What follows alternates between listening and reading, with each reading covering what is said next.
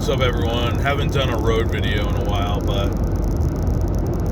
it's a good time to make videos when you're stuck in a vehicle. I noticed last night I did a video on Vic Mackey, the infamous neo-Nazi terrorist, a couple weeks ago. So yeah, I searched him again. Oh yeah, and Eric Stryker did this like crazily dishonest article about him. The communities identified him as a threat. They've taken his guns away, and he's got to appear in court this Friday, where they might extend, or I don't know, possibly make permanent his gun ban. Kind of like a red flag law. Well, the guy has threatened to murder like multiple specific journalists and people in person. You know what I mean? As well as apparently he has posted Nazi flyers on the local synagogue. So if you were going to be concerned about somebody, you know, certainly he would fit the bill. If there was an Islamist talking about attacking people, you know, you would want law enforcement on that to make sure nothing happened. But I'm going to do a separate video about that. But, I mean, alt-right white nationalist politics are just the craziest, most entertaining thing. And that's why I talk about it. How it's an enigma, and then me personally, you know, because I get blamed for all the problems of the world directly and personally. It adds to the excitement. So, you know, like, that's why I make videos about it. I've done a lot of my videos are about specific people in the sphere I was in, or like specific celebrities, like Mike Enoch. That's my most watched videos because people are trying to get the newest news on Mike Enoch. But I thought I would talk about it in general, the phenomenon. And I don't have a script or anything, so, you know, I hope this video doesn't suck, but we'll see. You know, I've come to learn that every identifiable community has kind of a victim narrative of some sort, whether you want to call it some sort of victim narrative or they remember when they were down. You know, like Chinese Americans would remember when they were basically treated like aliens in this country and how far they've come, and now they have buffets that dominate every town in America. And Americans come there to get paid to eat their food and become fat asses. You know, things like this. Even the founding of America is sort of somewhat of a victim narrative, in that Americans were held under the thumb of the crown and they revolted in armed struggle to gain freedom. So I think this type of victim narrative is normal and even healthy to a certain degree. A happy medium of a degree, like everything in life, is usually healthy. But I've gone into different dissident kind of fringe communities, whether it be militant feminists, black nationalists or blacktivists, and alt-right / white nationalists. And what they do is they take this victim narrative to an illogical extreme, to the point where they're basically creating not just their own narrative, but their own reality. So,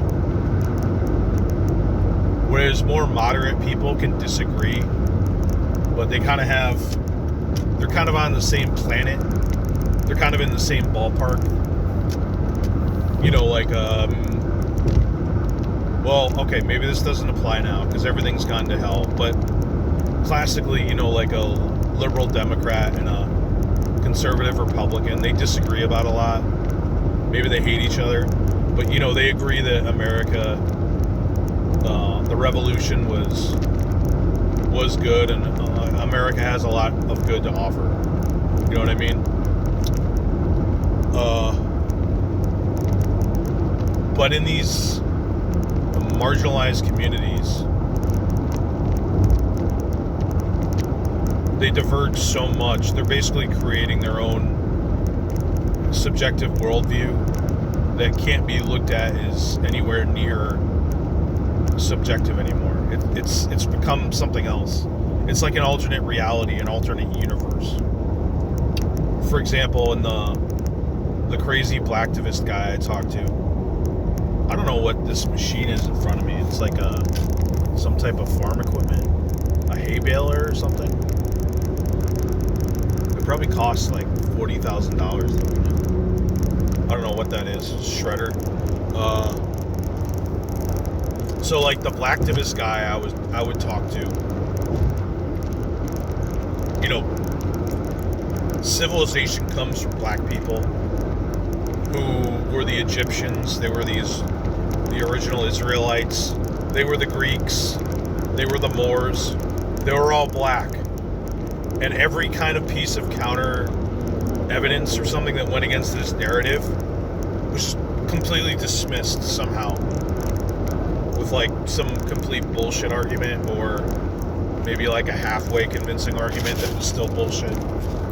Like, hey, bro, the DNA tests from Egyptian mummies pretty much show they were sort of like Caucasoid Middle Eastern people. Oh, no, that's white man's science. That's racist white people's science. It's like sort of like the same thing Holocaust deniers say. Well, like, historians universally agree that XYZ happened. That's Zog history. Like, nah, we don't buy that. So it's like, okay, it's the same phenomenon. It's a marginalized group of people that have extreme beliefs and an extreme viewpoint, and to the point where it's so outside what's considered rational or the mainstream that they just create their own history, their own narrative, their own facts.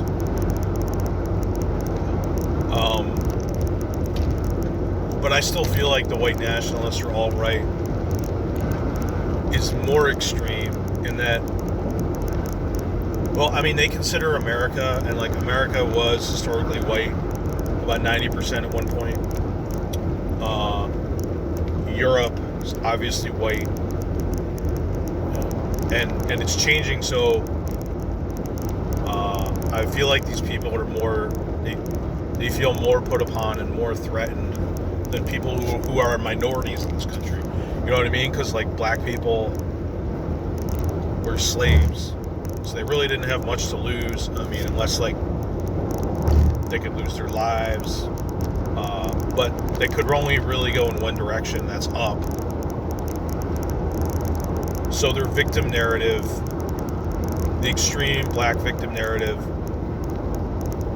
seems to me, by and large, less crazy than the white victim narrative, because they feel more put upon. The trends are going against them, right? Like the country's becoming less white, and you know, like the black population is roughly staying at the same percentage. So like they have more of a crazy narrative, if that makes sense. And I think the reason largely why is because the trends are going against them. In addition to like all this anti-white bullshit and anti-white rhetoric. So maybe there's a better explanation, but it seems to me largely this is the case. So it's this narrative, and the narrative has become more comforting to blame an outside group like the Jews versus saying, you know, white people have changed over time and accepted things that weren't acceptable in the past.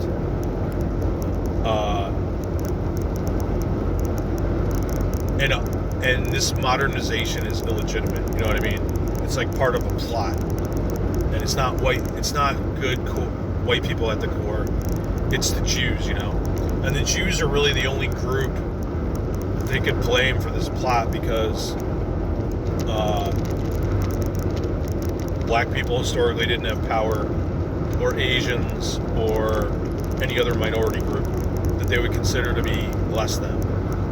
So, I mean, this is how I summarize and visualize alt-right, white nationalist politics. So, yeah, everything is a Jewish plot, from the slave trade to emancipation to desegregation. None of these things were done as an end in themselves. It was all a plot to undermine and destroy white people, you know, and that's kind of at the extreme end.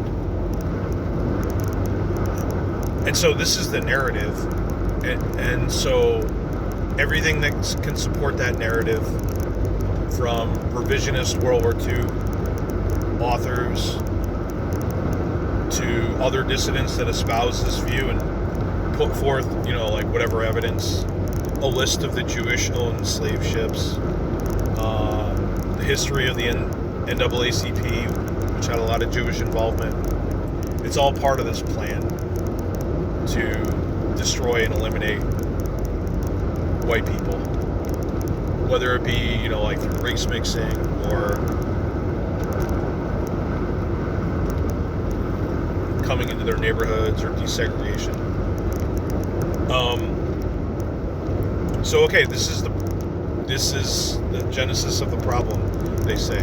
They have their own historians, they have their own journalists, like Eric Stryker has his own, what's this thing called? I forget. National Justice. What the fuck? National Justice Magazine. That's their journalists. And so they have this whole alternate reality vision and their own sort of quasi-institution set up. You know, so if Jews are the problem and black people and Latinos and everyone else and gays are their golem to destroy white people, what's the solution to that problem? I mean, that's when it becomes less clear and a little scarier, right? That's where the ideology gets intense, because, you know, I always thought, say, the Nazis dominated people because might makes right, and they wanted to dominate others, and it was like a show of strength, and so, like, that's why they did to the Jews what they did. Competition and this type of thing.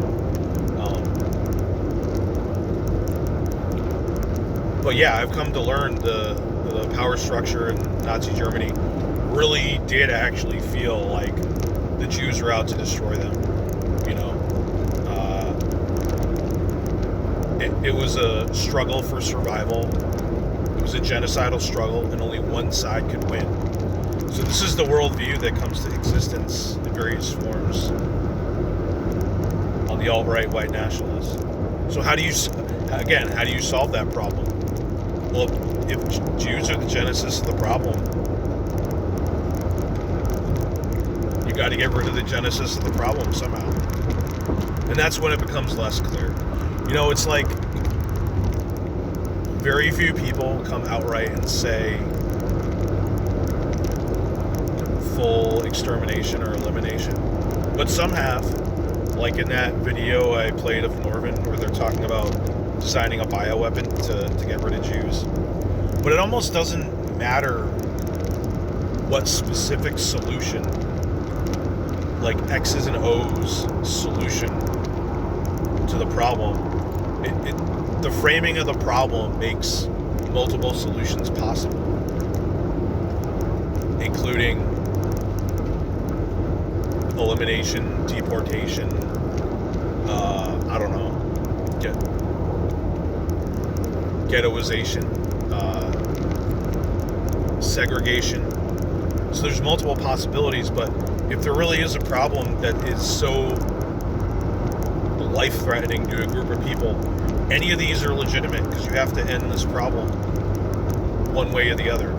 So to me, it almost even doesn't even matter what specific solution they're recommending. It's the hill or the hump is actually the narrative that there is this group of people creating these problems. And that's what happened in Germany. Like, they had multiple solutions. I guess it was the Madagascar plan. Then it was like, oh, maybe they'll deport people to Siberia. And like, all these plans would have killed a high percentage of the people involved, no matter what. But they ended up choosing the most extreme plan possible because they felt they had to. This was their worldview. This was their Walton shot, if you will. So this is just kind of a high-level summary. I don't know, it seems so obvious, but this wouldn't have been clear at all to me before talking to people in the alt-right. And I don't know, just trying to summarize everything. So, like, you get various types of extremists, you know. Curiously, yeah, there are people that talk about full extermination of other people. But usually it's some sort of, like, blend that they try to put out there to seem rational and, you know, not like a crazy extremist, where they say, you know, like, well, no, I don't support what the Nazis did, and you know, like, oh, I'm not a Nazi, like, I don't want to hurt anybody, but I think the core of what he was trying to do was legitimate, and he's unfairly demonized. And it's like, wait, okay, so you're disavowing the bad parts, but trying to, like, reclaim the core of what he was doing. This is the same thing that people do for communists, I guess. Like, yeah, Stalin was too extreme, but at the core of what he was doing, you know, I support that. But it's like a difference between what communists want to do and a group like the National Socialists or racial separatists, racial nationalists, racialists, whatever you want to call them. Is, you know, communists didn't directly call for calling specific people based on immutable characteristics. It was, you know, get rid of the rich, get rid of the bourgeoisie, which is definitely concerning because it's like, who's the bourgeoisie? That could be like 20% of the country.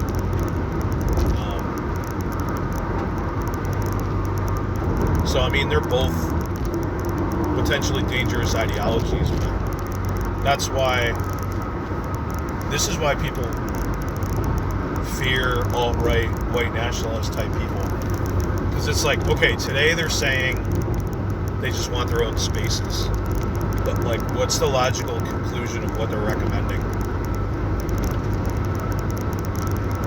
Okay, they're talking about Jews should live in Israel.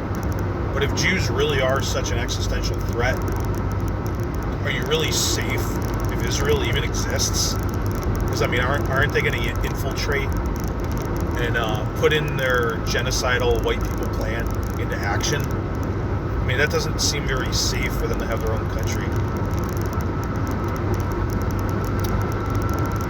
And this is what the Nazis believed, actually. I constantly hear the narrative of, you know, the Nazis were pro-Zionist. They wanted, like, a free and prosperous Israel or something like this. And their policies sort of helped that in the beginning to some degree.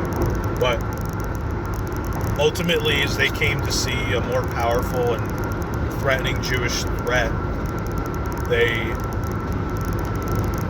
it's clear they didn't want a Jewish state. They wanted to minimize Jewish influence as much as possible. So, yeah, I've kind of laid out my summary of what I've come to see and think of as the alt-right white nationalism. And I think it explains of a lot of what they do, and their strategies and their tactics and their talking points are basically largely explained by what I've just laid out. And then it's the crazy victim narrative, which I've sort of addressed, but everything is a ploy to fuck whitey over and eliminate white people. Just really extreme interpretation. You can see this with somebody like Eric Stryker, which is like everything is a ploy by the Jews to fuck us over, and white people have no power. They can't talk about things. So, and everything is framed. So yeah, you have this group of extremists that are just constantly bashing and railing and instigating against other groups. And then when the inevitable response comes, whether it be, trying to push these people out of polite society or trying to limit what they see as a really damaging, dangerous message, then it's, my victimhood, my censorship, we're being attacked. So it's basically like this self-fulfilling prophecy of, let's say, like attacking Jewish people, aggressively, like verbally attacking. And then when there's a response, it's, they're attacking me with their power. So it kind of becomes this self-fulfilling prophecy. It seems to me like the interaction between Jews and pro-white people or anti-Jewish people, it's kind of like this yin and yang, where they're constantly jockeying with each other. The one side sort of insults or provokes the other, and the other side takes that as and interprets it as an attack. They're attacking us. They're trying to censor us. So, and you have extremists on both sides. I mean, there's Jewish extremists that say, like every little thing is anti-Semitism, and Jews have never done anything wrong. So no matter what is pointed at them, it's always completely illegitimate. And the lines are just blurred, so it's kind of hard to read between the lines. But I'm just trying to think of what else I'm trying to say about this, because it's obviously a road rant. Yeah, and these worldviews, they're not reconcilable. So like talking it out really isn't a possibility. Like you can talk people out of these extreme views, but the separate views themselves are just pretty much in no way reconcilable. So while the alt-right and white nationalists preach free speech and we're being censored, we should have a right to say, whatever we want on our platform, and we should be able to talk openly about hating Jewish people, because why is that not illegitimate? I mean, they're hated for a reason. It's for their actions. But these views they're ultimately irreconcilable. So, like, I'm sure if white nationalists had the power, they would be trying to censor their opponents, which is what they did when white nationalist regimes had power, There's never been a society that had complete free speech for everything. So there's always some type of limitation on free speech. Even so, they create these alternate platforms like BitChute, which is touted as it's more free speech than YouTube, but there's still limitations. I don't think you can post porn on there. So these people that rail against free speech, they go to BitChute like, yes, this is going to be a free speech platform. But many of them are like, oh yeah, but no porn. That's degenerate. We're like, wait, but how is that not free speech or free expression? They're like, yeah, you don't like it. It's quote degenerate, but how is that not free speech? Or like other things that people object to, whatever. Posting people's personal information. Like, how is that not free speech? Like, you're offended by it, but other people are more offended by the swastika. So you thinking it's wrong or being offended by it, why does that matter? So it's just like this jockeying and using the same concepts on one side versus the other. So like one person's degeneracy is another person's enlightenment. Supposedly in 1933, Nazi Germany came to power and eliminated degeneracy. So there were no gays, there were no gay bars, tranny rights, whatever they were at the time, were eliminated, amongst other things. So, gays and bars, that's one man's degeneracy. But what did the Nazis do when they came into power? They put dissidents in concentration camps. They started executing the mentally ill and lying to their families about it. So, like, do you think murdering people's children and lying to their families about it, many people would consider that degeneracy. But, the narrative for this side is, oh, that's not degeneracy. That's national strength. That's enlightened. So Germany eliminated degeneracy. What I'm trying to say is one person's degeneracy is another person's enlightenment, and vice versa. And the same thing with free speech and hate speech. Hate speech is a recent term, I guess, but there was hate speech in Nazi Germany under a different name. It was degenerate art. That was hate speech. Anything pro-Jewish, that was hate speech. And there's never been a society that didn't deem certain speech, quote, hate speech, or slander. What's slander if not hate speech? You're telling lies about someone's reputation. Well, how do you define lies? You know what I mean? So it's just like this posturing of every group limits speech. Every group fights against what they see as degeneracy. White nationalists, liberals, leftists, communists, all of them. So what was the point of that whole rant?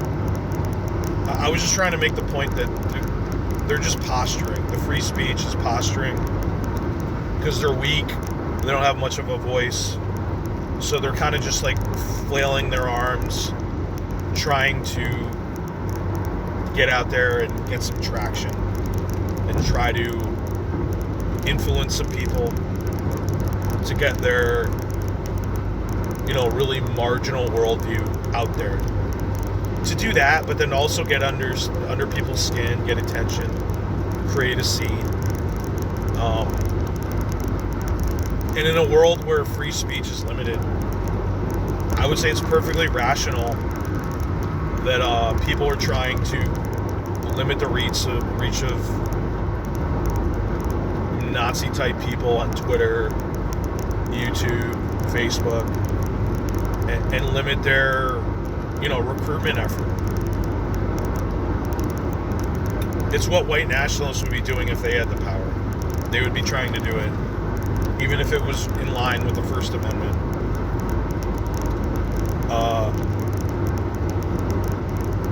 And so people have this idea, like Paul Talkis has this idea of, well, if there's Nazis or Norvin Hobbes or white nationalists or Holocaust deniers, like, look, you just debate them. You point out, you make them look like idiots. Or somebody like, he would say this about E. Michael Jones or David Duke or, I don't know. And any of these other extremists. Like, look, free speech, you have a debate, you point out the facts, and you discredit those people. But it's like, do their followers, do they come to this belief system through reasoned debate and facts?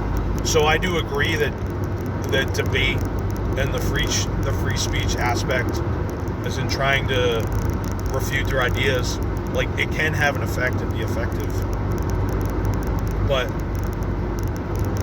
to act like this is the best approach and only approach in and of itself, I think is stupid. So I see these alternate tactics, like trying to limit the reach of Holocaust deniers, which is an entry point, obviously, for alt-right types. That's kind of like how they start seeding these ideas in people. I think strategies to do that in a world where free speech is limited, I think it's rational. Like, it's debatable, but I think it's rational. Like, it's easier to prevent Nazis and Holocaust deniers from being formed in the first place than it is to reform them. Definitely. And a lot of people rail against doxing. It's not a nice tactic. It's kind of a weapon of war, but it's effective. Like, it might provoke this Vic Mackey guy that he's been doxed and outed in his community. But like, what courtesy do you owe a guy who's calling for the murder of journalists by name, who's calling for houses of worship to be vandalized and blown up or whatever he does? Like, if doxing is legal, how does this, what courtesy is this guy deserved? You know what I mean?